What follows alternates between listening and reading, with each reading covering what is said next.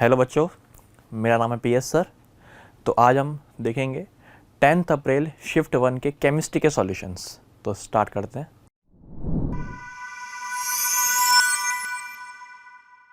Question में एक complex organic molecule दे रखा है। अगर आप इसको देखोगे मॉलिक्यूल को तो आपको लगेगा कि भैया पता नहीं कैसा क्वेश्चन है, समझ में नहीं आ रहा है। आपको डायरेक्ट यहाँ पर देखना है कि इधर क्या दे रखा है, एल्कलाइन KMnO4। बस ये चीज़ आपको ध्यान रखनी है। जो भी ऑर्गेनिक मॉलिक्यूल है उसमें आपको देखना नहीं है, लगेगा कि आपको बहुत कॉम्प्लिकेटेड है, लेकिन आप ये देखोगे कि यहाँ दे रखा है एल्कलाइन KMnO4। क्या काम है इसका एल्कलाइन KMnO4 का, वो देखते हैं। अगर किसी भी एरोमेटिक रिंग में बेंजीन रिंग के ऊपर एक कार्बन हो और कार्बन के साथ में हाइड्रोजन अटैच्ड हो, कार्बन के साथ में एक हाइड्रोजन का होना कंपलसरी है, उसके अलावा कुछ भी उससे फ़र्क नहीं पड़ने वाला। ऐसा है तो डायरेक्ट हम एल्कलाइन KMnO4 की एडिशन में इसको डायरेक्ट कार्बोक्सिलिक एसिड COOH में कन्वर्ट कर देंगे और कुछ भी नहीं करना था। तो क्या हो रहा है, यहाँ पर ऑक्सीडेशन हो रहा है, कार्बोक्सिलिक एसिड का फॉर्मेशन हो रहा है। सिंपल NCERT का क्वेश्चन है और कुछ भी नहीं था। तो हमने क्या देखा, ये एरोमेटिक रिंग है, बेंजीन रिंग है, इसके ऊपर एक कार्बन है, इस पर एक हाइड्रोजन जुड़ रखा है, यहाँ पर भी एक कार्बन है, यहाँ पर भी एक हाइड्रोजन जुड़ा हुआ है, इधर भी एक कार्बन है और यहाँ पर भी एक हाइड्रोजन अटैच्ड है। तो क्या करेंगे, ये एक ऑक्सीडाइजिंग एजेंट है KMnO4। क्या करेंगे, इसके अंदर कुछ भी नहीं है, डायरेक्ट इन सभी को हटा करके सिर्फ COOH में कन्वर्ट कर दिया जाएगा बस। तो इधर COOH, यहाँ पर भी COOH और इधर भी COOH, बस ये हमारा आंसर हो जाएगा। तो देखते हैं कौन सा ऑप्शन मैच कर रहा है। तो यहाँ पर कौन सा ऑप्शन मैच कर रहा है, तो इधर ऑप्शन फर्स्ट मैच कर रहा है। तो फर्स्ट हमारा करेक्ट आंसर हो गया।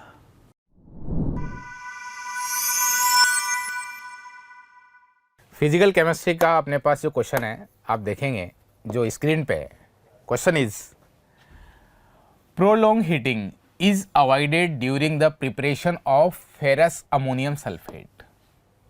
मतलब फेरस अमोनियम सल्फेट का जब सॉल्यूशन का फॉर्मेशन करते हैं तो काफ़ी लॉन्ग टाइम तक अपन इसको हीटिंग करने को अवॉइड करते हैं। क्यों अवॉइड करने से क्या होगा, यदि आपने इसको हीट किया Fe+2 किस में कन्वर्ट हो जाएगा, +3 में कन्वर्ट हो जाएगा। अच्छा, हम तो टेस्ट किसका कर रहे थे, +2 का।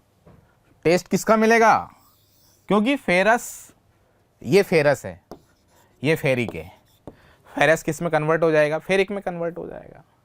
ठीक है ना। तो हो क्या रहा है यहाँ पर, ऑक्सीडेशन। तो भाई इस ऑक्सीडेशन को क्या करना है, नहीं होने देना है, रोकना है। ऑक्सीडेशन नहीं होने देना चाहते हैं, चाहे टाइम लग जाए अपन को सॉल्यूशन बनाने में, फेरस अमोनियम सल्फेट का सॉल्यूशन प्रिपरेशन करने में आपको टाइम लग जाए, लेकिन हम इसको ज़्यादा लॉन्ग टाइम तक हीट नहीं करेंगे। हीट करेंगे तो आपको फेरस की जगह क्या मिल जाएगा, फेरिक मिल जाएगा। ठीक है ना। तो क्या आएगा, प्रिवेंट ऑक्सीडेशन आ जाएगा। फोर्थ ऑप्शन आपका आंसर करेक्ट है। आप देखें यहाँ पर, it may be oxidize ferrous ion to ferric ion. Clear है।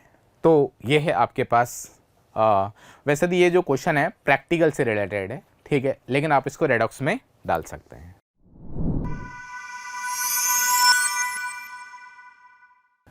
नेक्स्ट क्वेश्चन में हम देख रहे हैं कि यहाँ पर ये क्वेश्चन है रिएक्शन मैकेनिज्म से पूछा गया क्वेश्चन है ये। पहले ऑप्शन में बोला गया है कि SN2 रिएक्शन का करेक्ट ऑर्डर कौन सा है, सेकंड में बोला गया है SN1 का करेक्ट ऑर्डर कौन सा है, थर्ड ऑप्शन बोला गया है इलेक्ट्रोफिलिक सब्सटीट्यूशन कौन फास्ट देगा, और फोर्थ में बोला गया है न्यूक्लियोफिलिक सब्सटीट्यूशन कौन फास्ट देगा। तो पहले हम SN2 से स्टार्ट करते हैं। SN2 का ऑर्डर हमें याद है, SN2 कौन देता है fast, 0 degree, 1 degree, 2 degree, 3 degree and so on, ये ऑर्डर होता है। तो फिलहाल हम देख सकते हैं कि यहाँ पर जो कार्बन है, ये कार्बन कौन सा, ये कार्बन 1 डिग्री कार्बन है, और दूसरा जो मॉलिक्यूल है उसमें हेलो एल्कीन में जो कार्बन है वो 3 डिग्री है। तो ये करेक्ट ऑप्शन है। 1 डिग्री जो होगा वो फास्ट SN2 देगा 3 डिग्री से, तो पहला ऑप्शन तो करेक्ट हो गया। फर्स्ट आंसर, फर्स्ट जो ए है वो ठीक दे रखा है, फर्स्ट ए स्टेटमेंट ठीक है। सेकंड बात करते हैं SN1। SN1 कौन फास्ट देखता है, तो SN1 को डिसाइड करने का तरीका ये है कि जो भी लिविंग ग्रुप दे रखा है, फिलहाल इस केस में ब्रोमीन लिविंग ग्रुप दे रखा है, इन दोनों को एलिमिनेट करो। बाहर निकालने के बाद में जो कार्बोकेटाइन बनेगा और वो स्टेबल होना चाहिए। तो अगर पहले केस में कार्बोकेटाइन कौन सा बनेगा, दूसरे में कौन सा बनेगा, चेक करते हैं। तो पहले केस में हम ब्रोमीन को जैसे ही एलिमिनेट करेंगे, यहाँ पर हमारे पास में कार्बोकेटाइन बन गया। ये कार्बोकेटाइन डायरेक्टली बेंजीन से अटैच्ड कार्बन है, कार्बन पे कार्बोकेटाइन आया है। इसका मतलब ये जो मॉलिक्यूल होगा ये रेजोनेंस की वजह से स्टेबलाइज हो जाएगा, लेकिन जो दूसरा मॉलिक्यूल दे रखा था यहाँ पर अगर ब्रोमीन बाहर निकलता है तो जो कार्बोकेटायन बनेगा वो केवल अल्फा हाइड्रोजन से ही स्टेबलाइज हो पा रहा है। इसलिए जो पहला कार्बोकेटायन बन रहा था ऑप्शन बी के अंदर वो भी करेक्ट है। तो फर्स्ट ऑप्शन में जो हमारे पास में बेंजाइलिक कार्बोकेटायन बन रहा था वो स्टेबल है, जिस वजह से बी ऑप्शन भी यहाँ पर सही है, बी स्टेटमेंट भी करेक्ट है। तीसरे स्टेटमेंट की बात करते हैं।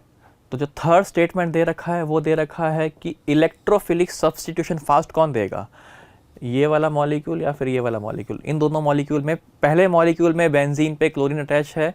क्लोरीन क्या होता है, क्लोरीन एक इलेक्ट्रॉन विड्रॉइंग ग्रुप है, बेंजीन से इलेक्ट्रॉन बाहर खींच लेगा।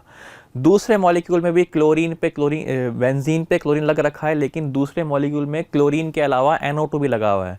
क्लोरीन और NO2 दोनों इलेक्ट्रॉन विड्रॉइंग ग्रुप है। इस वजह से क्या होगा, हमको इन दोनों की इलेक्ट्रोफाइल से रिएक्शन करवानी है। पहले मॉलिक्यूल में क्लोरीन इलेक्ट्रॉन खींच रहा है, बेंजीन में इलेक्ट्रॉन कमी हो गई। सेकंड में क्लोरीन और NO2 दोनों इलेक्ट्रॉन खींच रहे हैं तो इलेक्ट्रॉन की और ज़्यादा कमी हो जाएगी। तो क्या हो रहा है, सेकंड रिंग में ज़्यादा पार्शियल पॉजिटिव क्रिएट हो रहा है। तो अब आप साफ बोल सकते हो कि अगर सेकंड रिंग में ज़्यादा पार्शियल पॉजिटिव क्रिएट हो रहा है तो सेकंड रिंग इलेक्ट्रोफाइल पे अटैक क्यों करना चाहेगी, ये अटैक नहीं करना चाहेगी। हालांकि फर्स्ट भी रिएक्शन स्लो करेगी, लेकिन ठीक है फर्स्ट भी थोड़ी स्लो चलेगी, लेकिन सेकंड के कंपैरिजन में फर्स्ट रिएक्शन फास्ट चलेगी। तो इस हिसाब से ऑप्शन जो सी दे रखा है ये भी करेक्ट ऑप्शन है। डी की बात करते हैं तो डी यहाँ पर दे रखा है न्यूक्लियोफिलिक सब्स्टिट्यूशन। न्यूक्लियोफिलिक सब्स्टिट्यूशन मतलब जो भी हमें मॉलिक्यूल दे रखे हैं इन दोनों मॉलिक्यूल की हम न्यूक्लियोफाइल से रिएक्शन करवाएंगे। इन दोनों मॉलिक्यूल्स की करेंगे हम न्यूक्लियोफाइल से रिएक्शन। पहले केस में न्यूक्लियोफाइल जो होगा वो ब्रोमीन पे अटैक करेगा, ब्रोमीन बाहर निकलेगा। सेकंड केस भी ऐसा ही है, न्यूक्लियोफाइल जो होगा वो ब्रोमीन पे अटैक करेगा, ब्रोमीन बाहर निकल जाएगा और ब्रोमीन की जगह कोई भी न्यूक्लियोफाइल जो गिवन होगा वो अटैच हो जाएगा। अब ऐसे केस में अगर रिंग पे ऑर्थो या पैरा पोजीशन पे NO2 ग्रुप अटैच्ड है तो रिएक्शन की रेट बढ़ जाती है। तो ऑप्शन डी क्या बोल रहा है, ऑप्शन डी बोल रहा है कि जो सेकंड मॉलिक्यूल है उसमें पैरा पर NO2 अटैच्ड है, जिसकी वजह से इसकी न्यूक्लियोफिलिक सब्स्टिट्यूशन रिएक्शन फास्ट हो गई। तो ये भी करेक्ट ऑप्शन है। तो इस हिसाब से ए बी सी और डी चारों करेक्ट हो गए। तो हमारा जो ऑप्शन होगा सही ऑप्शन वो फोर्थ हो जाएगा। ए बी सी डी चारों ही स्टेटमेंट एकदम करेक्ट है।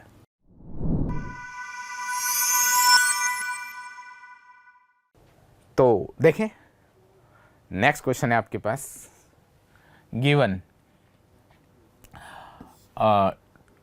2CO प्लस O2 से 2CO2 का फॉर्मेशन हो, डेल्टा H नोड 1 की वैल्यू आपको -x किलो जूल पर मोल गिवन है। ठीक है,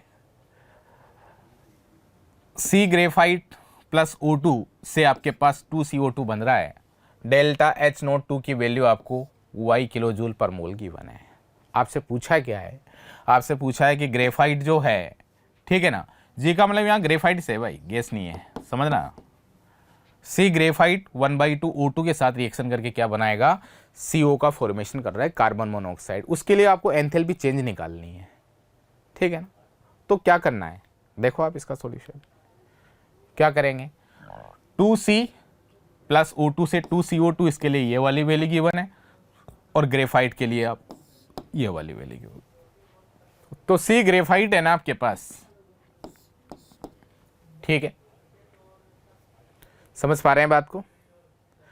तो आप देखेंगे कि यहां पर आपको ये वाली रिएक्शन लेके आनी है ना, तो ये वाली रिएक्शन ले आओ, ठीक है। कैसे आएगी बताओ। आप क्या करेंगे, जो इक्वेशन सेकंड है ना उसमें आपको ग्रेफाइट लेके आना है। तो इक्वेशन सेकंड यहां पर एक ग्रेफाइट, यहां पर भी एक ग्रेफाइट, मतलब इक्वेशन सेकंड के अंदर आपको कोई चेंजेस करना ही नहीं है, ठीक है। इक्वेशन फर्स्ट देखें आप, इक्वेशन फर्स्ट के अंदर CO कौन सी साइड पे आ रहा है, रिएक्टेंट वाली साइड पे आ रहा है, जबकि आपको लेके आना है प्रोडक्ट वाली साइड पर, और वहां पर भी 2CO है।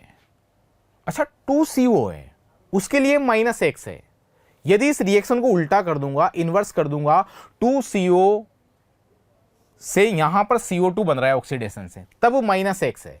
यदि मैं इस रिएक्शन को इन्वर्स कर दूंगा तो 2CO2 से प्रोडक्ट बनाऊंगा 2CO प्लस O2, तो यहां पर प्लस X हो जाएगा। ये बात तो आप जानते हो, बड़ा आसान चीज है। तो ठीक है, तो लेकिन यहां पर आप देखें आपको केवल 1 CO की रिक्वायरमेंट है, तो मतलब 1/2 से मल्टीप्लाई करना पड़ेगा, 1/2 से मल्टीप्लाई करना पड़ेगा किसको, रिएक्शन 2 को, साथ में उल्टा भी करना पड़ेगा। तो यहां पर H2 सेकेंड वाली को तो रिएक्शन को वैसे रख दिया मैंने, ठीक है ना। फर्स्ट वाली को क्या किया, माइनस लगा दिया। क्यों लगाया भाई माइनस, माइनस इसलिए यूज कर रहा हूं, क्यों, क्योंकि इस रिएक्शन को मैंने क्या कर दिया, इन्वर्स कर दिया, और 1/2 से क्या कर दिया, इसको डिवाइड, 1/2 से क्या कर दिया, मल्टीप्लाई, या फिर 2 से डिवाइड। अच्छा, H2 की वैल्यू कितनी है, H2 नोड की वैल्यू आप देखेंगे -y रख दिया, बहुत आसान है, ठीक है। अच्छा, H नोड 1 की वैल्यू कितनी है, -x, यही तो है, ठीक है। ये वाली वैल्यू यहां पे रख दिया, सोल्व किया तो आपके पास ही आ गया आंसर। आपको फर्स्ट ऑप्शन में कर ही रहा होगा इसका, x - 2y divided by 2, first option जाएगा। देखो आप यहां पर इसका आंसर क्या जाएगा, फर्स्ट ऑप्शन, ये x - 2y divided by 2। Clear है। तो ये थर्मोकेमिस्ट्री का क्वेश्चन है, ठीक है ना, और इजी क्वेश्चन है, आपका सही गया होगा।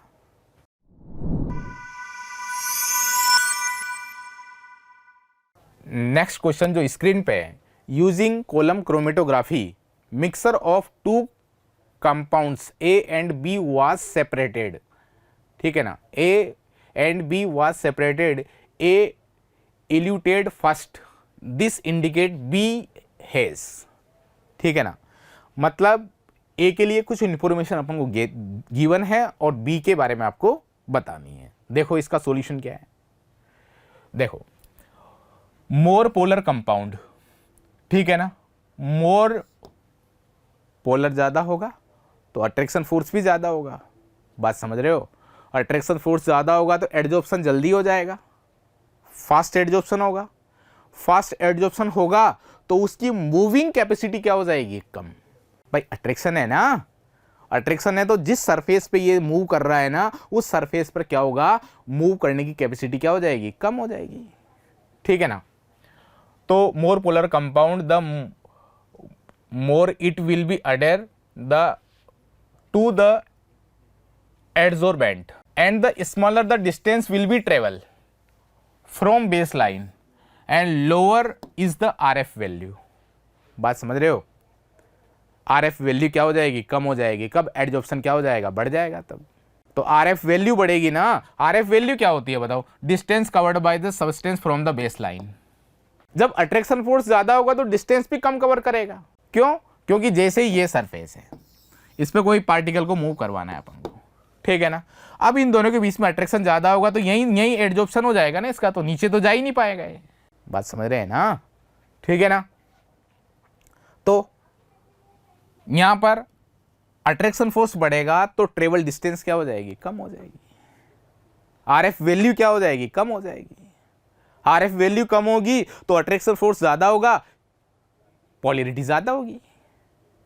आप मेरी बात समझ पा रहे हैं ना, RF वैल्यू बढ़ेगी तो ट्रेवल डिस्टेंस क्या हो जाएगी, कम हो जाएगी। ऊपर क्या लिखा है आपने, ट्रेवल डिस्टेंस, ये कम है ना, कम कब होगी, जब अट्रैक्शन फोर्स ज्यादा होगा, स्ट्रॉन्गर अट्रैक्शन होगा। क्लियर हो गया होगा। अब आप देखें यहां पर इसका जो है ऑप्शन, लो RF value, stronger adsorption. Stronger adsorption कब होगा, जब पॉलरिटी ज्यादा होगी, RF वैल्यू क्या होगी, कम होगी, क्यों, पॉलरिटी ज्यादा होगी तो एक बार फिर जल्दी से एडजॉर्प्शन हो जाएगा, मूवमेंट नहीं कर पाएगा, RF वैल्यू भी क्या हो जाएगी, कम हो जाएगी। क्लियर है, आंसर सी जाएगा इसका, ठीक है ना। एडजॉर्प्शन से रिलेटेड है, क्रोमेटोग्राफी से रिलेटेड है। देखो आंसर आपका क्या गया है, थर्ड। क्लियर है, next.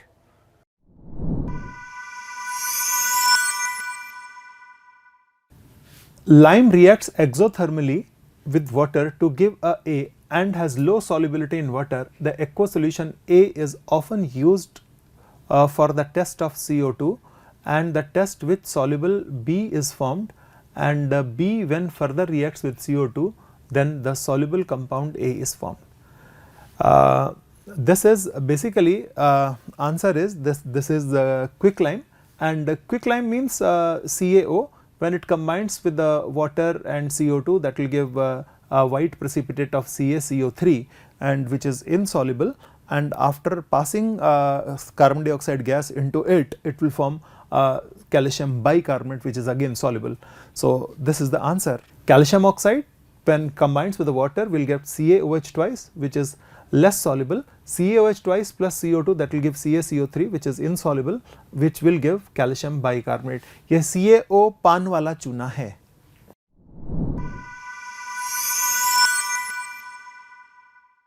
Next question is this. This is the match the column based question. Steel plant that is related to slag, and thermal power plant that is fly ash, and fertilizer industry that is gypsum, and paper mill that is biodegradable. So this will be the answer. Fourth part will be the answer.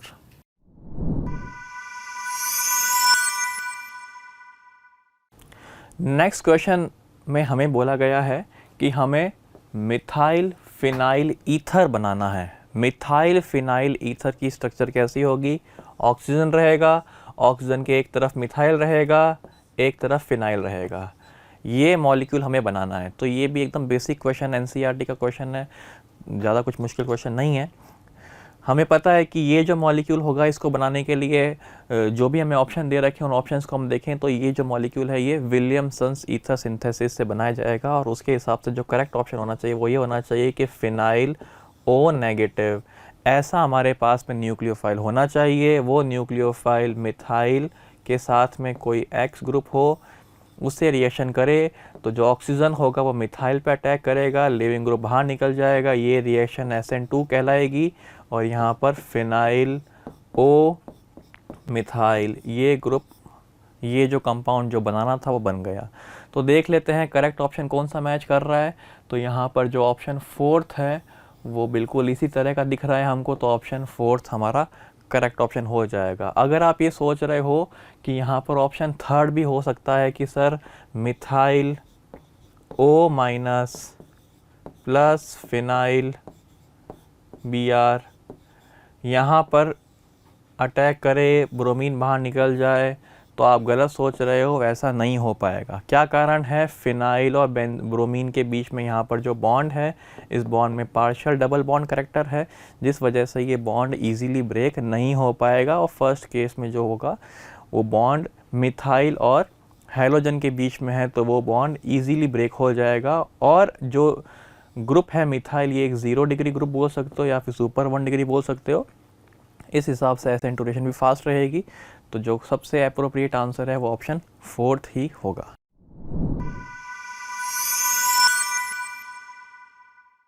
Next question भी एक fact based question है, सीधा question है। ये बोला है कि हमारे पास में प्रोटीन दे रखा है। कौन सी स्ट्रक्चर प्रोटीन की? 2 डिग्री और 3 डिग्री स्ट्रक्चर दे रखी है प्रोटीन की, और बोला है कि इनमें से कौन सा 2 डिग्री और 3 डिग्री की स्टेबिलिटी के लिए सही फैक्टर नहीं है। तो कौन सा जो ऑप्शन है वो गलत है, वो बताता है कि 2 डिग्री 3 डिग्री स्टेबलाइज नहीं हो रहा उस ऑप्शन की वजह से। तो देखते हैं, 2 डिग्री 3 डिग्री को हाइड्रोजन बॉन्ड स्टेबल करता है, ये बिल्कुल करेक्ट ऑप्शन है। 2 डिग्री 3 डिग्री में सल्फर सल्फर लिंकेज होगा, ये भी करेक्ट ऑप्शन है। 2 डिग्री 3 डिग्री के अंदर van der Waals forces present रहेंगे, ये भी करेक्ट ऑप्शन है एकदम। और 2 डिग्री 3 डिग्री की स्टेबिलिटी के लिए ऑक्सीजन ऑक्सीजन लिंकेज नहीं होता है, तो ये हमारा इनकरेक्ट हो गया। क्योंकि ये करेक्ट नहीं है इसलिए पूरा ही यही गया है कि कौन सा गलत है वो हमें सेलेक्ट करना था, तो ऑप्शन फोर्थ हमारा करेक्ट आंसर हो गया। तो ये एकदम सिंपल सीधा क्वेश्चन था, फैक्ट बेस्ड क्वेश्चन था, इसमें ज़्यादा कुछ करना नहीं था। अगर आपको याद है तो आप कर लोगे 1 मिनट में, अदरवाइज़ आप नहीं कर सकते। तो अगर आप इसमें देखोगे 1 ही मिनट में आंसर हो जाएगा, ज़्यादा कुछ इसमें नहीं है।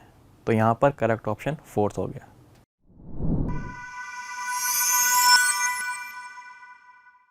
The compound which does not exist, PbEt4, this is tetraethyl lead, which is possible. BeH2, and this is NaO2, sodium superoxide, and ammonium beryllium fluoride. It is possible, it is possible, it is possible. Sodium superoxide is not possible. Potassium, rubidium and cesium, they form their superoxide. Potassium very rarely forms sodium superoxide.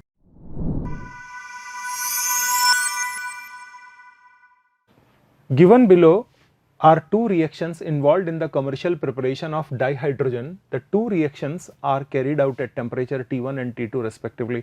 ये factual based question है और ये question Bosch method है. This is a preparatory method, industrial preparation of hydrogen, and this T1 temperature is 1270 Kelvin and this T2 is 673 Kelvin. Catalyst is taken here, iron oxide as well as chromium oxide.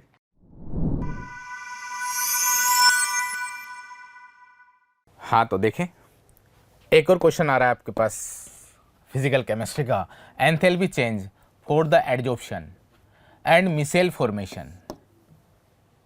ठीक है ना, तो adsorption and micelle formation के अंदर आपको enthalpy change बताना है कि एक्सोथर्मिक प्रोसेस होगा या फिर एंडोथर्मिक प्रोसेस होगा। ठीक है ना, तो यहां पर क्या होता है, एक तो होता है एडजॉर्बेंट, एक होता है एडजॉर्बेट। ठीक है ना, और यहां पर क्या होता है एडजॉर्प्शन, एडजॉर्प्शन। ठीक है, तो यहां पर क्या होता है, एनर्जी रिलीज होती है भाई। अच्छा, एनर्जी रिलीज होती है, इट मींस जो एडजॉर्प्शन हो जाएगा वो क्या होगा, एनर्जी रिलीज होने की वजह से एक्सोथर्मिक होगा ये, एक्सोथर्मिक। तो एडजॉर्प्शन एक्सोथर्मिक है तो डेल्टा एच की वैल्यू नेगेटिव मिलनी चाहिए, तो आपका आंसर या तो ये बैठेगा या फिर ये बैठेगा। नेगेटिव है ना, लेस देन 0 आएगी। अच्छा, एक होता है मिसेल फॉर्मेशन, मिसेल फॉर्मेशन। तो मिसेल फॉर्मेशन जो होता है ना, मिसेल फॉर्मेशन, ये मिसेल फॉर्मेशन जो होता है वो सोप और डिटर्जेंट के जब मोलिक्यूल एक डेफिनेट कंसंट्रेशन से ज़्यादा कंसंट्रेशन हो जाती है ना, जिसको क्रिटिकल मिसेल कंसंट्रेशन बोला जाता है, तब जाके मिसेल फॉर्मेशन होता है इस तरीके से। ठीक है ना, हेवी फैटी एसिड होते हैं ना, इस तरीके से मिसेल फॉर्मेशन होता है। अंदर जो है हाइड्रोफोबिक पार्ट है, बाहर की ओर हाइड्रोफिलिक पार्ट है। अंदर नॉन पोलर पार्ट है और बाहर की ओर सरफेस की ओर पोलर पार्ट है। क्या मेरी बात समझ पा रहे हैं आप? ये देखें, तो ये एक डेफिनेट टेम्परेचर पर होता है। इसको होने के लिए क्या है, हाई टेम्परेचर की रिक्वायरमेंट होती है। अच्छा, जिसको क्राफ्ट टेम्परेचर बोला जाता है, मतलब इतना टेम्परेचर होना ही चाहिए तब जाके मिसेल का फॉर्मेशन होगा। तो मतलब ये क्या होगा, एंडोथर्मिक प्रोसेस होती है। तभी तो आप देखते हैं गर्म पानी के अंदर यदि आपको क्लॉथ, कपड़ों को क्लीन करना है तो गर्म पानी जो हॉट वाटर होता है ना, उसमें इजीली क्लीन हो जाते हैं, क्योंकि मिसेल फॉर्मेशन इजीली होता है। मतलब जो क्लीनिंग एक्शन के अंदर जो मिसेल फॉर्मेशन होता है वहां पर कौन सी प्रोसेस होनी चाहिए, एंडोथर्मिक प्रोसेस। ठीक है, तो यहां पर आप देखेंगे ये तो आ जाएगी एक्सोथर्मिक एडजॉर्प्शन और ये होगा आपके पास endothermic micelle formation. Answer C चला जाएगा। आप देखें इसका सॉल्यूशन, देखो एडजॉर्प्शन क्या है, एक्सोथर्मिक है, delta S negative, micelle formation क्या है, एंडोथर्मिक है, पॉजिटिव। आंसर थर्ड चला जाएगा। सरफेस केमिस्ट्री का क्वेश्चन है, इजी क्वेश्चन है। ठीक है, आपका सही गया होगा।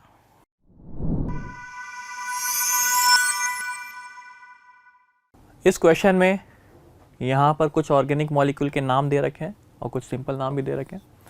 हमें फाइंड करना है कि किसका डायपोल मोमेंट नॉन ज़ीरो है, तो उसके लिए हमको इनकी स्ट्रक्चर ड्रॉ करनी पड़ेगी। तो ये जो क्वेश्चन है ये एक्चुअल में इनऑर्गेनिक का और ऑर्गेनिक का मिक्स क्वेश्चन है, क्योंकि ऑर्गेनिक से IUPAC ने आपको आने चाहिए तो आप सॉल्व कर पाओगे। तो इन मॉलिक्यूल की स्ट्रक्चर मैंने यहाँ पे ड्रॉ कर रखी है। तो यहाँ पर पहले मॉलिक्यूल में म्यू की वैल्यू इक्वल टू 0 है, डायपोल मोमेंट 0 है, दूसरे में mu is not equal to 0 है। बोला है कि दोनों मॉलिक्यूल नॉन ज़ीरो होने चाहिए। सेकंड के अंदर पहले के लिए डायपोल की वैल्यू 0 है, दूसरे के लिए नॉन ज़ीरो है। तीसरे के थर्ड ऑप्शन में दोनों जो मॉलिक्यूल दे रखे हैं उन दोनों मॉलिक्यूल में डायपोल मोमेंट की वैल्यू नॉट इक्वल टू 0 है। तो कारण क्या है ऐसा, हम देख सकते हैं कि जो थर्ड ऑप्शन है उसमें कार्बन है, कार्बन पे हाइड्रोजन लगा होगा, इधर एक हाइड्रोजन लगा होगा, फ्रंट पे क्लोरीन लगा होगा और एक बैक पे क्लोरीन लगा है। तो यहाँ पर अगर हम डायपोल मोमेंट का एरो ड्रॉ करें तो कार्बन से हाइड्रोजन की तरफ डायपोल मोमेंट चलेगा, यहाँ पर भी कार्बन से हाइड्रोजन की तरफ और दोनों क्लोरीन का क्लोरीन की तरफ डायपोल मोमेंट चलेगा। तो हम देख सकते हैं कि यहाँ पर कोई भी डायपोल जो हो रहा है वो जिसको कैंसिल आउट नहीं कर रहा है, इसलिए म्यू की वैल्यू नॉट इक्वल टू 0 हो जाएगी।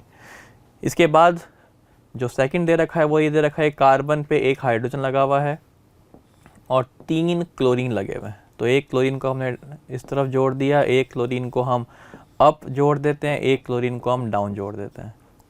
यहाँ पर फिर से हम डायपोल बनाएंगे तो कार्बन से हाइड्रोजन का डायपोल की डायरेक्शन, कार्बन से क्लोरीन के डायपोल की डायरेक्शन, इधर भी डायरेक्शन, इधर भी डायरेक्शन। तो ये चारों डायरेक्शन हम देख सकते हैं कि इनका जो नेट डायपोल है वो डाउनवर्ड जा रहा है। तो यहाँ पर भी डायपोल की वैल्यू क्या रहेगी, नॉट इक्वल टू 0 रहेगी। तो इस मॉलिक्यूल, इस ऑप्शन के अंदर जो दोनों मॉलिक्यूल गिवन हैं उन दोनों मॉलिक्यूल के लिए डायपोल की वैल्यू नॉट इक्वल टू 0 है, इसलिए हमारा जो थर्ड होगा वो करेक्ट ऑप्शन हो जाएगा। फोर्थ भी देख सकते हैं, तो फोर्थ में बेंजीन पे 2 Cl लगे हुए हैं तो 2 Cl होंगे, उन दोनों के लिए डायपोल की वैल्यू अपोजिट रहेगी क्योंकि वो पैरा पे अटैच्ड है, इसलिए यहाँ पर तो म्यू की वैल्यू 0 हो गई। लेकिन मेटा वाले केस में फिर से dipole moment not equal to 0 चला जाएगा क्योंकि यहाँ पर दोनों डायपोल एक दूसरे को कैंसिल आउट नहीं कर पा रहे, इसलिए जो ऑप्शन होगा वो ऑप्शन थर्ड करेक्ट हो जाएगा।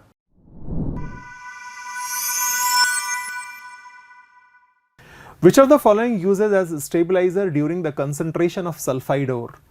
Stabilizer means Froth stabilizer, which stabilizes the froth, that is aniline or cresol. So cresol is there, so this will be the answer.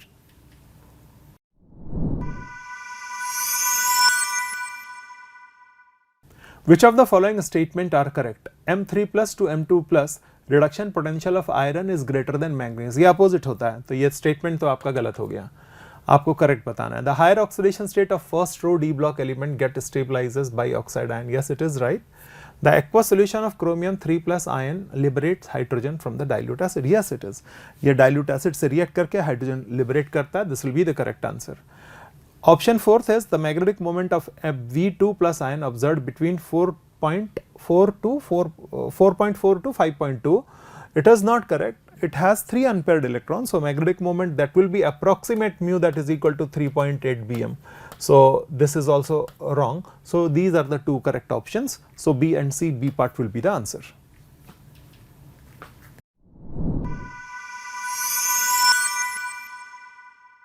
Given below are 2 statements. Aqueous solution of K2Cr2O7 is preferred as a primary standard solution in a volumetric analysis over Na2Cr2O7 in aqueous solution. Yes, it is right.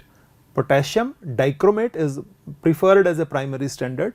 Sodium का dichromate जो होता है वो atmospheric carbon dioxide से react करके sodium carbonate बना लेता है, इसलिए इसको सेकेंडरी स्टैंडर्डाइज करना पड़ता है, ये प्राइमरी स्टैंडर्डाइज नहीं है। तो पहला स्टेटमेंट तो हो गया आपका सही बिल्कुल।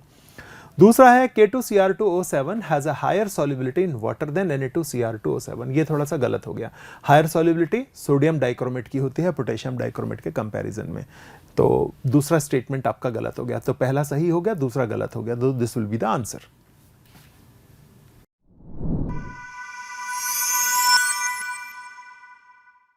The octahedral diamagnetic low spin complex among the following is. इस क्वेश्चन में आपको दिखता है लो स्पिन का मतलब होता है स्ट्रॉन्ग फील्ड लिगेंड। आपको पता है कि हैलोजन, ये फ्लोराइड, क्लोराइड, ये जितने भी है सभी वीक फील्ड लिगेंड है, तो स्ट्रॉन्ग फील्ड लिगेंड आपके पास यही है।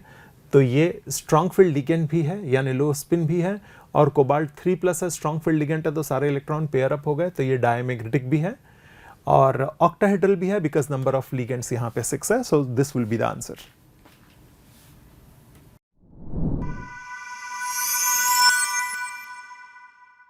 तो इस क्वेश्चन में हमें कुछ कंपाउंड P, Q और R इनके बारे में कुछ इन्फॉर्मेशन दे रखी है और यहाँ पर ऑप्शन में हमें सेलेक्ट करना है कि कौन सा P होगा, कौन सा Q होगा, कौन सा R होगा। पहले P के बारे में बात कर लेते हैं। तो P में दे रखा है कि कौन सा मॉलिक्यूल है वो इनमें से गैब्रियल थैलेमाइड सिंथेसिस से प्रिपेयर कर सकते हैं। हमें पता है कि गैब्रियल थैलेमाइड सिंथेसिस से 1 डिग्री एमीन बनता है और जो NH2 है वो बेंजीन पे डायरेक्टली अटैच्ड नहीं होना चाहिए, मतलब एनिलीन नहीं होना चाहिए। तो इस हिसाब से ऑप्शन 1 ये 2 डिग्री एमीन है तो ये गलत हो गया। ऑप्शन 2 ये 1 डिग्री एमीन है, ये सही हो सकता है। ऑप्शन 3 ये भी 1 डिग्री है लेकिन ये नाइट्रोजन किससे अटैच्ड है, बेंजीन से अटैच्ड है, इसलिए ऑप्शन 3 वाला जो कंपाउंड होगा ये भी गलत हो गया। और ऑप्शन 4 के अंदर भी हमको 1 डिग्री दे रखा है। तो फिलहाल ऑप्शन 2 और ऑप्शन 4 में रेस चल रही है। ऑप्शन 1 और 3 तो कैंसिल हो ही चुके हैं, तो ये कैंसिल हो गया, ये कैंसिल हो गया। ऑप्शन 2 और 3 के आगे बात करते हैं। अब आगे बात कर रखा है कि हमारे पास में क्यू मॉलिक्यूल कैसा होना चाहिए। तो क्यू जो मॉलिक्यूल है वो हिंसबर्ग रिएजेंट के साथ में पहले तो रिएक्शन करे और उसके बाद में NaOH के साथ में इनसॉल्युबल हो। तो वो कौन सा मॉलिक्यूल होगा, वो हमारे पास में होगा 2 डिग्री एमीन। तो देखो होता क्या है, हिंसबर्ग रिएजेंट में अगर हमारे पास में 1 डिग्री एमीन होगा तो 1 डिग्री एमीन हिंसबर्ग से रिएक्शन भी करेगा और NaOH में डिसॉल्व भी हो जाएगा। 2 डिग्री होगा वो रिएक्शन तो करेगा लेकिन NaOH में डिसॉल्व नहीं हो पाएगा, और 3 डिग्री होगा वो रिएक्शन ही नहीं करेगा।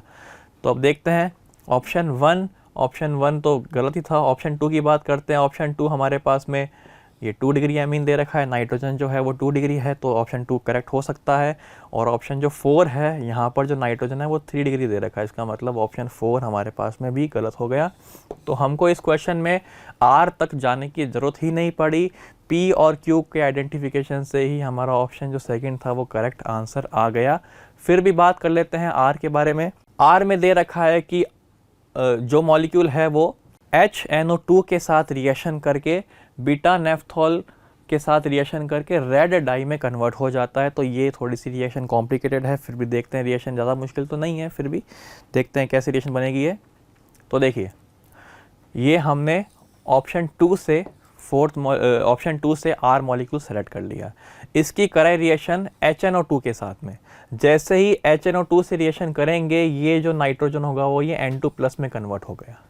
ठीक बात है, N2+ में कन्वर्ट हो गया। ये जो स्ट्रक्चर है मॉलिक्यूल की इसको बोलते हैं हम बीटा नेफ्थॉल। बीटा नेफ्थॉल के साथ में ये इलेक्ट्रोफाइल की तरह बिहेव कर रहा है। तो इलेक्ट्रोफिलिक साइट कौन सी है बीटा नेफ्थॉल की? इलेक्ट्रोफिलिक साइट है ऑक्सीजन के पास वाली, ये इसकी इलेक्ट्रोफिलिक साइट है। ये साइट सेलेक्ट करनी चाहिए हमको। इस साइट से ये इलेक्ट्रोफाइल जो होगा वो यहाँ पर ऑक्सीजन की ऑर्थो पोजीशन पे आके अटैच हो जाएगा। तो ये OH है, इसकी ऑर्थो पोजीशन पे ये ग्रुप अटैच हो गया। तो यहाँ पर ये जो मॉलिक्यूल बन गया ये क्या होगा, ये रेड कलर की डाई है। इसलिए जो करेक्ट आंसर हो गया वो करेक्ट आंसर हमारा ऑप्शन सेकंड हो गया, P, Q और R।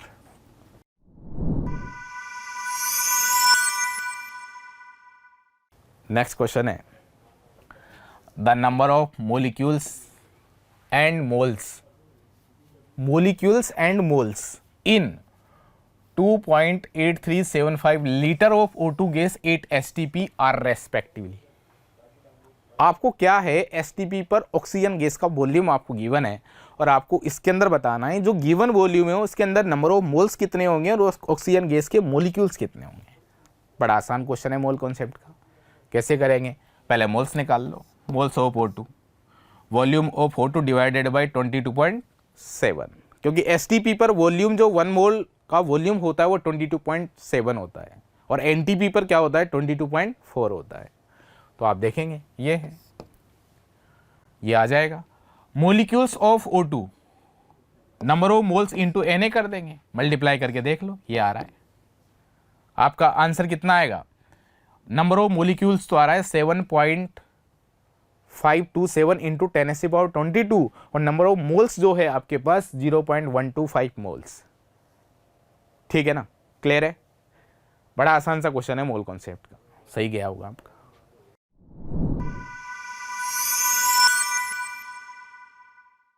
तो इस क्वेश्चन में, ये क्वेश्चन पॉलीमर से आया गया क्वेश्चन है, बिल्कुल फैक्ट बेस्ड क्वेश्चन है, ज़्यादा इसमें कुछ करने लायक नहीं है। इनकी जो स्ट्रक्चर है, इनकी प्रॉपर्टीज़ आपको याद होनी चाहिए, तो आप 1 मिनट में सॉल्व कर लोगे। तो देखते हैं इनकी प्रॉपर्टीज़। सबसे पहले nylon two nylon 6। Nylon two nylon 6 क्या होता है, एक बायोडिग्रेडेबल पॉलीमर होता है। NCERT का क्वेश्चन है ये। सीधा क्वेश्चन है, ज़्यादा कुछ इसमें नहीं है।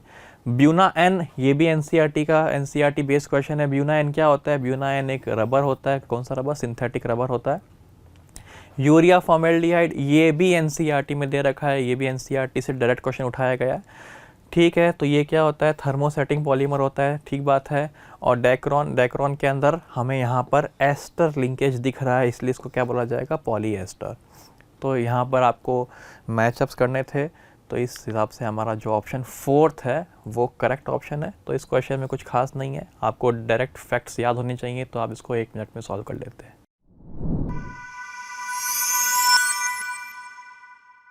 नेक्स्ट क्वेश्चन है, if the degree of dissociation of aqueous solution of weak monobasic acid determined to 0.3, monobasic acid like is HA, जिसके अल्फा आपको गिवन है 0.3, क्लियर है? Then the observe freezing point will be percentage higher than expected theoretical freezing point. मतलब आपको जो observe colligative property like as freezing point कितने percent higher होगा than expected या थ्योरेटिकल।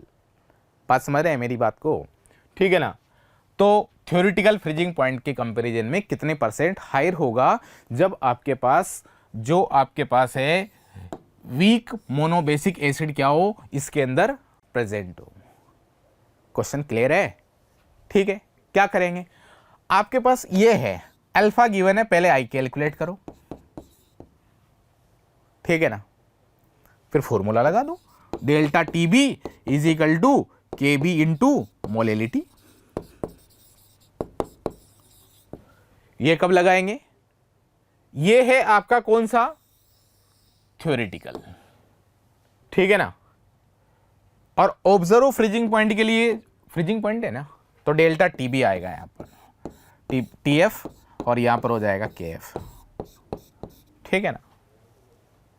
आप यदि उससे भी निकालेंगे ना, freezing elevation in boiling point से भी निकालेंगे या डिप्रेशन इन फ्रीजिंग पॉइंट से भी निकालेंगे, तब सेम ही आंसर आपके पास आने वाला है। बात समझ रहे हो? अपने पास जो क्वेश्चन है, क्वेश्चन के अकॉर्डिंग अपन बात करेंगे, तो higher than expected theoretical freezing point, ये वाला फॉर्मूला लगा देंगे। एक बार ये लगा दो, delta T F is equal to I K F into molality. ये कौन सा है? प्रैक्टिकली, जो प्रैक्टिकल में ऑब्जर्व किया गया, ठीक है ना? और ये कौन सा है? थ्योरेटिकली, जो हमें लगता है कि ऐसा मिलना चाहिए था, ठीक है ना? इन दोनों का डिफरेंस निकाल लो और इससे डिवाइड कर देंगे, आंसर आ जाएगा। देखते हैं कैसे। 4 मोनोबेसिक एसिड, N बराबर 2 आएगा, HA है ना, डिसोसिएट हो जाएगा H प्लस और A माइनस में, ठीक है? मोनोबेसिक एसिड, बहुत बढ़िया। I कैलकुलेट कर लेंगे, I equals to 1 plus N minus 1 alpha. यहां से इस तरीके से N की वैल्यू आपके पास 2 आ गई, 1 प्लस 1 2 हो रही है, नहीं हो रही? N इक्वल्स टू 2, यहां पर I इक्वल्स टू 1.3 मिल जाएगा। I it means quanta factor की वैल्यू आपके पास कितनी आ गई? 1.3।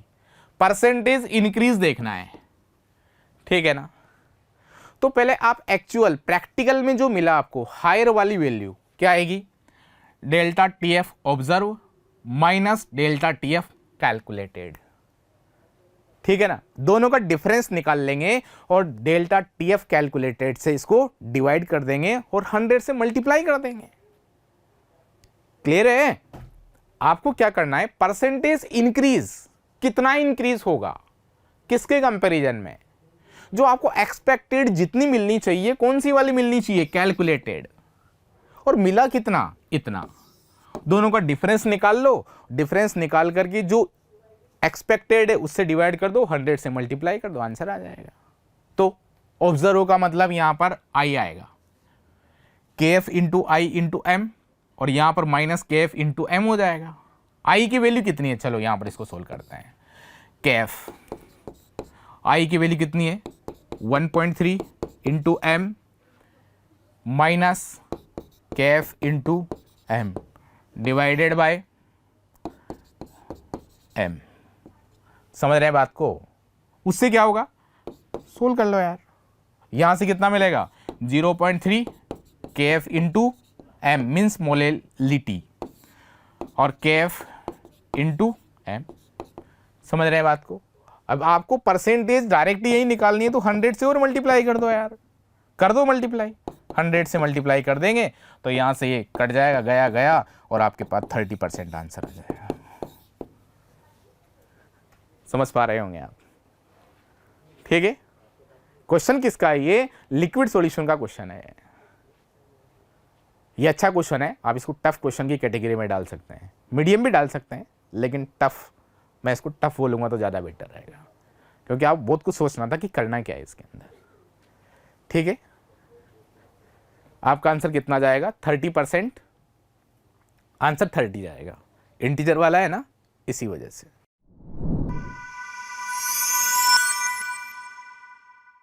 The following reaction, the total number of oxygen atom in X and Y is Na2O plus H2O. It will form NaOH and 2NaOH. The reaction is balanced. Now it will be 2NaOH. But X is NaOH and Cl2O7 plus H2O, that will give HClO4, 2HClO4. But Y is HClO4. So total number of oxygen is in both the X and Y is 4 plus 1, that will be 5.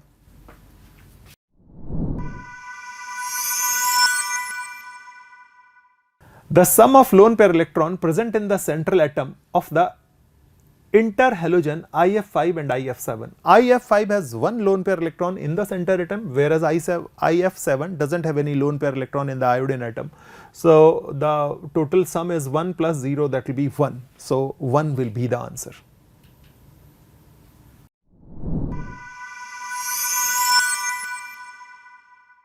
The number of bent shaped molecule from the following is, this is NO2 minus is bent, O3 is bent, and SO2 is bent. So these are the three answers which are bent.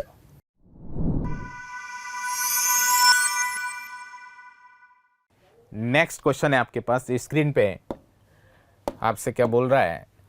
The number of correct statement involving equilibria in physical form the following is. आपको क्या बताना है? Correct बताना है, correct statement के number बताने। Equilibrium is possible only is close system eight a given temperature. ये तो सही है, हमेशा क्लोज सिस्टम के अंदर ही होगा इक्विलिब्रियम, ओपन के अंदर पॉसिबल ही नहीं है, क्योंकि ओपन के अंदर मैटर भी ट्रांसफर हो सकता है ना, और जहां पे मैटर ट्रांसफर हो सकता है ना, वहां पर इक्विलिब्रियम कभी मेंटेन हो नहीं सकता। सेकेंड है, both opposing process occur at the same rate. हाँ, RF इक्वल्स टू RB होता ही है, ये भी सही है। थर्ड है, थर्ड देखते हैं, ये भी सही है जहां तक देखेंगे। When equilibrium is attain at a given temperature, क्या बोल रहा है? When the equilibrium is attain at a given temperature value of all parameters are same. ऐसा कुछ था यहां पर, ये थोड़ा सा इनकम्प्लीट रह गया शायद, ठीक है ना, मैंने पहले देखा था इसको। ठीक, तो ये वाला स्टेटमेंट क्या होना चाहिए? सारे पैरामीटर सेम थोड़ी ना होते हैं क्या? जब भी इक्विलिब्रियम मेंटेन होता है तब रिएक्टेंट एंड प्रोडक्ट की कंसंट्रेशन क्या सेम होती है क्या? सेम नहीं होती, कांस्टेंट होती है। आप मेरी बात समझ पा रहे होंगे, ठीक है ना? तो ये वाला स्टेटमेंट मुझे यहां पर रॉन्ग लग रहा है। आगे देखें, for dissolution of solid liquid and solubility constant. हाँ, कभी आपके पास सॉलिड को लिक्विड के अंदर डिसोल्व करेंगे ना, तो सॉल्युबिलिटी क्या रहेगी? कांस्टेंट रहेगी डेफिनेट टेम्परेचर पर। बिल्कुल सही बात है। सॉल्युबिलिटी किस बात के ऊपर डिपेंड करेगी? सॉल्युबिलिटी से आएगा क्या? Solubility constant. बात समझ रहे हैं? तो solubility constant is depend only temperature, then solubility of solid in liquid is also depend only temperature. Clear है? फॉर सेम मटेरियल, मतलब सॉलिड भी सेम होना चाहिए, लिक्विड भी सेम होना चाहिए, तो उस केस में सॉल्युबिलिटी डिपेंड करेगी ओनली टेम्परेचर पर। तो ये भी सही है। आप देखिए आंसर क्या है? थर्ड है। पहला करेक्ट है, ओपन कंटेनर में पॉसिबल नहीं है, क्लोज में होगा। सेकंड में R F equal to R B, correct. Third क्या है, at value of parameters become constant at given temperature not equal. Not equal, equal होना कंपलसरी नहीं है, इक्वल नहीं होते, कॉन्स्टेंट होते हैं। क्या होते हैं, कॉन्स्टेंट होते हैं। वहां पर क्या दे रखा था, इक्वल दे रखा था, ऑल पैरामीटर्स इक्वल दे रखा था, जो कि रोंग है। समझ रहे हैं ना बात को। डी देखें, for a given solid solute and liquid solvent solubility depend on it. सही लग रहा है, तो आप देखें करेक्ट करेक्ट करेक्ट और इनकरेक्ट। आंसर कितना जाएगा, थर्ड। आप एक बार फिर क्वेश्चन देख लें, थोड़ा सा मिस्टेक हो गया था इसके अंदर टाइपिंग में। Value of all parameters are same, value of all parameters are same. इस वजह से ये वाला स्टेटमेंट रोंग हो गया। फोर्थ वाला भी क्या होगा, करेक्ट होगा। नंबर ऑफ करेक्ट स्टेटमेंट कितना जाएगा, 3। आसान सा क्वेश्चन है आपका, सही गया होगा, केमिकल इक्विलिब्रियम का।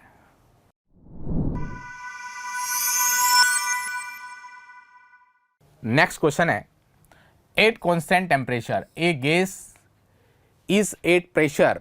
प्रेशर आपको गिवन है 940.3 mm of Hg, the pressure at which volume decrease by 40%।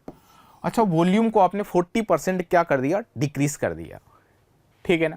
Temperature constant रखा है, इट मींस बॉयल स्लो लगेगा गैस पर, लगेगा नहीं लगेगा। तो क्या आएगा, P1 V1 equals to P2 V2 वाला लगा दो यार। P1 की वैल्यू क्या है, P इनिशियल जिसको आप बोल सकते हैं, वो है आपके पास 940.3 mm Hg। P फाइनल आपको कैलकुलेट करना है। V इनिशियल कितना मान लो, 100 मान लो, तो V फाइनल कितना हो जाएगा। आपने किया क्या यहां पर, 40% डिक्रीज कर दिया, इट मींस रिमेनिंग कितना रहेगा, 60 रहेगा। पहले कितना था, 100 मान लो, 100 लीटर मान लीजिए आप इसको, ये कितना हो जाएगा, 60 लीटर हो जाएगा। अप्लाई कर दो, आंसर आ जाएगा यार। आपको नहीं लगता बहुत इजी क्वेश्चन है, आपको पता होना चाहिए कि बस पूछ क्या रहा है, लगाना क्या है। देखो आप आंसर, ये आपने लगा दिया और आपका आंसर कितना आ गया, 1567 आ गया। बहुत आसान क्वेश्चन है आपका, डेफिनेटली सही गया होगा। ये गैसेज स्टेट का क्वेश्चन है।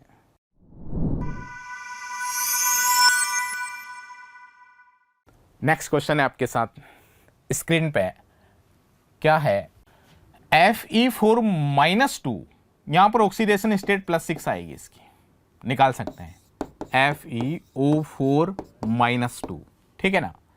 तो क्या करें, जिसका कैलकुलेट करना है x एज्यूम कर लो, ऑक्सीजन का कितना होता है -2, टोटल मिला के -8 हो जाएगा, equals to -2, x equals to +6, ठीक है। ये Fe +3 में गया, +2 में गया। यहां पर आपको इलेक्ट्रोड पोटेंशियल की वैल्यू आपको स्क्रीन पे गिवन है, जो कि क्वेश्चन में भी थी। आपको क्या कैलकुलेट करना है, मतलब आपको क्या निकालना है, इलेक्ट्रोड पोटेंशियल की वैल्यू कैलकुलेट करनी है। किसके लिए, FeO4 से Fe+2 जाने के लिए। मतलब आपको निकालना क्या है, यहां से आप देखेंगे तो आपको यहां से यहां तक जाने के लिए इलेक्ट्रोड पोटेंशियल की वैल्यू कैलकुलेट करनी है। तो क्या करोगे यार, यहां पर इसको और इसको ऐड कर दो। आपको इसे डायरेक्ट ऐड कर दे ना भैया, डेल्टा जी की फॉर्म में ऐड किया जाएगा, डायरेक्ट ना कि इसको इसको ऐड कर दिया ना, डेल्टा जी की फॉर्म में ऐड करेंगे।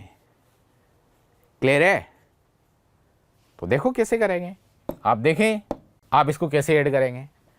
ये है पहली वाली रिएक्शन लिखी है आपने, ये +6 में था, बाद में +3 में चला गया, तो डेफिनेटली 3 इलेक्ट्रॉन गेन किए होंगे इसने, यहां से डेल्टा G1 आ गए। Change in gives free energy. Second equation बनेगी आपके पास, यहां पर Fe+3 1 इलेक्ट्रॉन गेन किया, +2 में कन्वर्ट हुआ, डेल्टा G2 लिख दिया आपने।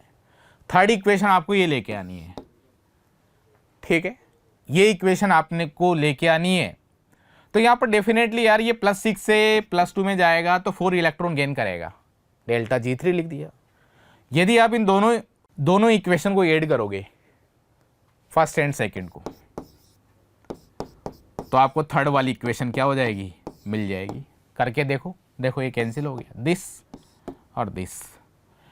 FeO4 -2 आ गया, टोटल मिलाकर के 3 + 1 4 इलेक्ट्रॉन हो गया, और ये Fe+2 Fe+2 डेल्टा G3। तो डेल्टा G3 इक्वल्स टू क्या आएगा बताओ, आप देखें यहां पर डेल्टा G1 + डेल्टा G2। अर्थात डेल्टा G3 के अंदर नंबर ऑफ ट्रांसफर इलेक्ट्रॉन कितने आ रहे हैं यहां पर, डेल्टा G इक्वल्स टू क्या होता है -NeF होता है। क्लियर है, समझ पा रहे हैं? तो यार नंबर ऑफ ट्रांसफर इलेक्ट्रॉन 3 के लिए कितने आ जाएंगे, आप कहोगे सर देख के बताएं। देखो यहां पर कितने इलेक्ट्रॉन ट्रांसफर हो रहे हैं 4, तो यहां पर क्या आ जाएगा -4। ई नोड की वैल्यू तो आपको निकालनी है, बात समझ पा रहे हैं? नोड लगा दो यहां पर, यहां पे भी नोड लगा दो, चाहे तो स्टैंडर्ड स्टेट की बात करें तो सब जगह लगा दो, क्या दिक्कत है? उससे तो कोई रिजल्ट पे तो कोई फर्क पड़ने वाला नहीं है, बस समझने वाली बात है कि भाई स्टैंडर्ड स्टेट में नोड लगता है, ठीक है ना। और ये एफ लगा देंगे, ऐसा ही सबके लिए निकाल लो ना यार, इक्वेशन 3 के लिए लिखा है मैंने तो ये बात, ठीक है ना। डेल्टा G3 की वैल्यू ये आ जाएगी आपके पास, तो ये लिख दिया मैंने, -N की वैल्यू 4 आ जाएगी, E नोड 3 F। अच्छा डेल्टा G1 की वैल्यू क्या आएगी, यहां पर 3 इलेक्ट्रॉन ट्रांसफर हो रहे हैं, देखो आप यहां पर, तो -3 F की वैल्यू आपको यहां पर गिवन है, कितना गिवन है 2.2, देखो आप यहां पर ये 2.2 गिवन है, समझ रहे हैं बात को। तो यहां पे 2.2 लिख दिया, और ये ई नोड की वैल्यू आपको गिवन है 2.2, और यहां पर F से मल्टीप्लाई कर दिया, ऐसे ही आपने इसके लिए कर दिया, यहां पर कैपिटल F है, F से F उड़ा दो, माइनस से माइनस उड़ा दो, तो आपके पास क्या आ जाएगा, ई नोड 3 की वैल्यू जो आपको मिलेगी वो मिलेगी 1.825, 10 की पावर -3 की फॉर्म में लिखेंगे तो कितना आएगा 1825 आपको आंसर लिखना था। क्लियर है? तो आपका आंसर कितना आएगा 1825। इलेक्ट्रोकेमिस्ट्री का क्वेश्चन है, 2 इलेक्ट्रोड आपको गिवन है, 2 से तीसरे इलेक्ट्रोड का इलेक्ट्रोड पोटेंशियल आपको कैलकुलेट करना है। ऐसा कुछ नहीं है, मॉडरेट क्वेश्चन है, ठीक है। बहुत सारे क्वेश्चन किए होंगे आपने जब इलेक्ट्रोकेमिस्ट्री पढ़ा होगा, ठीक है ना। तो ऐसे बहुत सारे क्वेश्चन करवाते हैं हम। सारा पेपर, मैक्सिमम पेपर जो जेईई मेंस का, मतलब ये मान लीजिए 99% आप जितने भी अपने पास ये हुए ना अटेम्प्ट, टोटल कितने अटेम्प्ट हुए, टोटल अटेम्प्ट हुए अपने पास जितने भी अटेम्प्ट हैं, उसमें से आप देखेंगे ना सारे के सारे क्वेश्चन जो बनते हैं ना, वो मोस्ट ऑफ द क्वेश्चन जो आते हैं वो क्लास नोट्स में से आते हैं। मतलब मैं बता रहा हूँ 99% क्वेश्चन जो है 98 से 98%, 98 से 99% क्लास नोट्स के अंदर से हैं। कुछ तो एज इट इज क्वेश्चन ही रिपीट हो जाते हैं, ठीक है ना।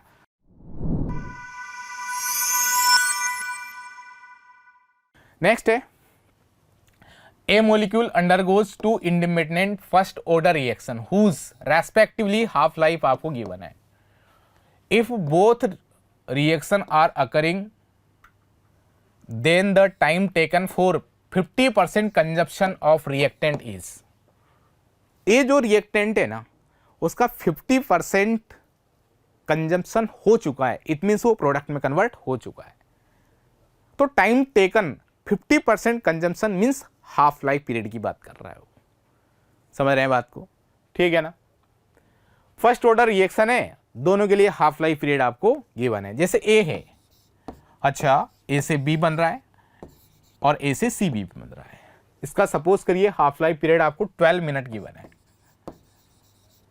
इसका हाफ लाइफ पीरियड है आपके पास 3 मिनट, ठीक है ना।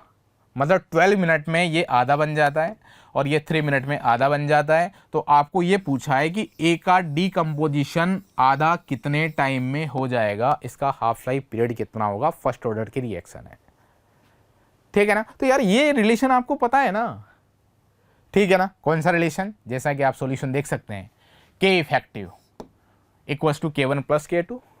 पैरेलल फर्स्ट ऑर्डर की रिएक्शन में क्या होगा, के effective equals to K1 + K2, और इसको क्या लिख सकते हैं, ln2 divided by T effective equals to ln2 divided by T1 plus ln2 divided by T2। ln2 से ln2 कैंसिल हो जाएगा और आपके पास ये T1 की वैल्यू 1/12 कर दो और T2 की वैल्यू 3 कर दो, सोल्व कर दो, आंसर आ जाएगा। टी इफेक्टिव आपको मिल रहा है 2.4, जिसको आप क्या लिख सकते हैं नियरेस्ट इंटीजर में 2, ठीक है ना। केमिकल काइनेटिक्स का क्वेश्चन है और आप इसको मॉडरेट क्वेश्चन की कैटेगरी में डालेंगे तो ज़्यादा बेटर रहेगा। बड़ा आसान सा क्वेश्चन है, ठीक है ना। बहुत सारे क्वेश्चन करवाते हैं इसे, आपका सही भी गया होगा ये। आंसर जाएगा 2।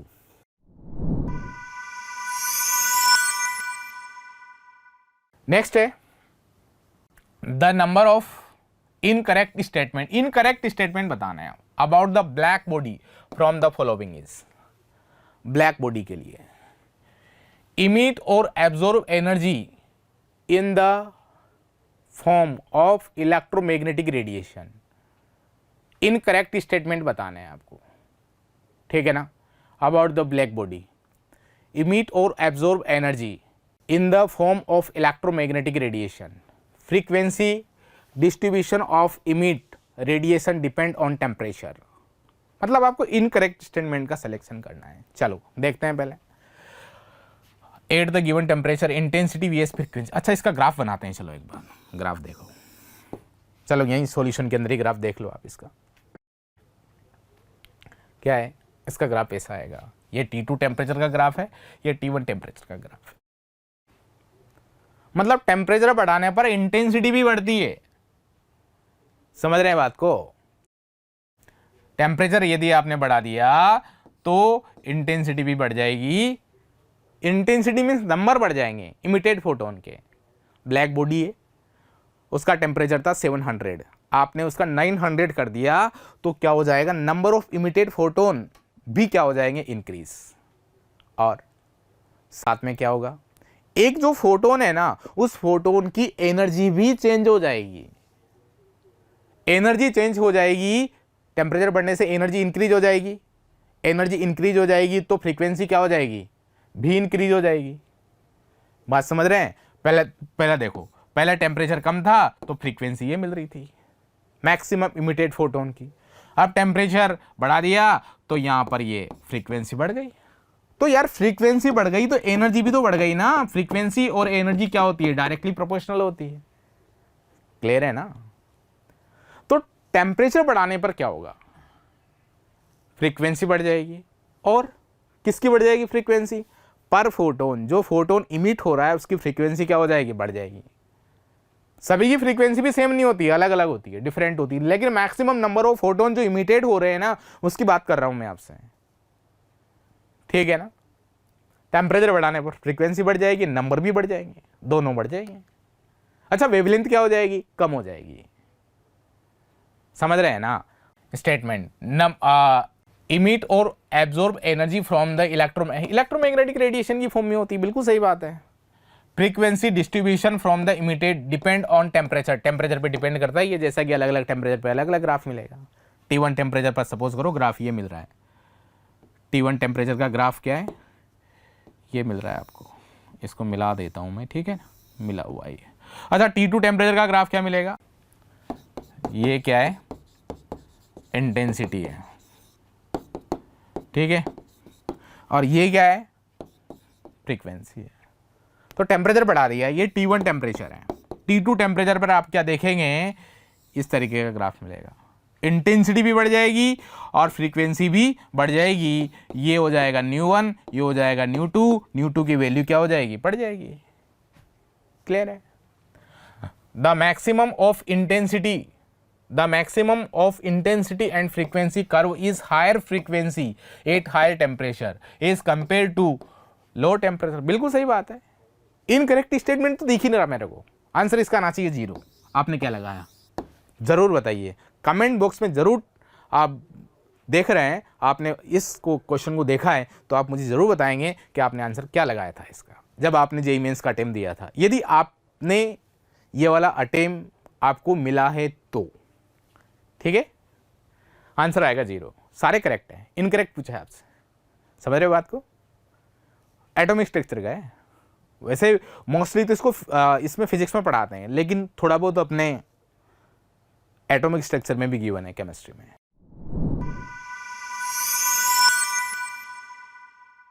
In potassium ferrocyanide, there are dash pairs of electron in T2g set of orbitals. Potassium ferrocyanide Cn is a strong field ligand, so 6 electrons will in the T2g orbital, that means there are 3 pairs electron. So answer will be 3 pairs. आशा करता हूं हमारे top educator का यह lecture आपको पसंद आया होगा।